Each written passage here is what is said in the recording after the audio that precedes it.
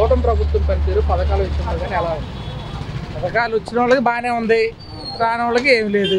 అది దేనికి వస్తున్నాయో అది రావట్లేదు, తెలియట్లేదు. ఇప్పుడు సీఎం గారు కూడా అన్నమాట పథకాలు ఇంప్లిమెంట్ చేయడానికి కొంత టైం పడుతుంది, రాష్ట్ర ప్రజలు ఖాళీగా ఉంది అన్నారు. అవును, మీరేమంటారు పబ్లిక్?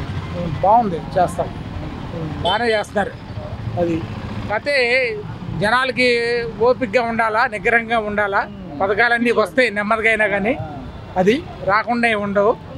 అది నెక్స్ట్ కూడా ఆయనకే ఇప్పుడు అమరావతిని డబల్ చేస్తున్నారు, మళ్ళీ 44,000 ఎకరాలు సమీకరణ చేస్తున్నారు.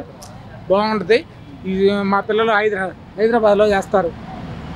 ఇప్పుడు అక్కడ దాకా వెళ్ళే పని ఉండదు, ఇక్కడే చేసుకుంటాం. ఇక్కడే కంపెనీలు వస్తాయి, అది ఇక్కడే చేసుకుంటారు. బాగుంటుంది, మాకు అదే కావాలి. కళ్ళం నీళ్ళు వస్తున్నాయి, అడిగావు కదా. అది మాకు కూటమి ప్రభుత్వం బాగుంది.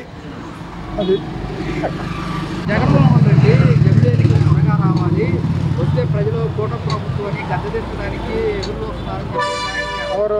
జగన్మోహన్ రెడ్డి ఆయన వస్తాడా ఈసారి? జమిలీ ఎన్నికలు వస్తే వైసీపీ పార్టీ అధికారం. ఎమ్మెల్యే ఎన్నికలు వచ్చినా, ఏ ఎన్నికలు వచ్చినా ఆయన వచ్చే ప్రసక్తే లేదండి. సీట్లు అయితే వస్తాయి, కొన్ని సీట్లు వస్తాయి. ఇప్పుడు 11 సీట్లతో అయిపోయింది.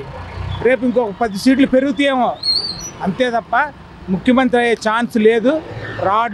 రాబోడు. జమిలీ ఎన్నికలు కనుక వస్తే కూటమి ప్రభుత్వాన్ని గద్దెదించడానికి వస్తున్నారు, మేము ఇచ్చిన పథకాలే ప్రజలు ఇంకా గుర్తు పెట్టుకున్నారని చెప్పేసి జగన్మోహన్ రెడ్డి అంటున్నారు. ఎవరు? జగన్మోహన్ రెడ్డి ఏమన్నాడు? పథకాలు ఏం చేశాడు? పథకాలు పెట్టాడు, చేశాడు. అది ఎన్ని బాధలు పడ్డారు, రేట్లు ఎలా పెరిగినాయి ఏంటి, అసలు దాని వ్యవహారం ఏంటి, లెక్క ఏంటి, ఇసుక కానీ దానికి కానీ దీనికి కానీ ఎంత తినేశాడు, ఏం చేశాడు? ఆయన ప్రజల్లోకి ఏ రోజైనా వచ్చాడా? పరదాలు పెట్టుకోకుండా ఏ రోజైనా వచ్చాడా? రాలేదుగా.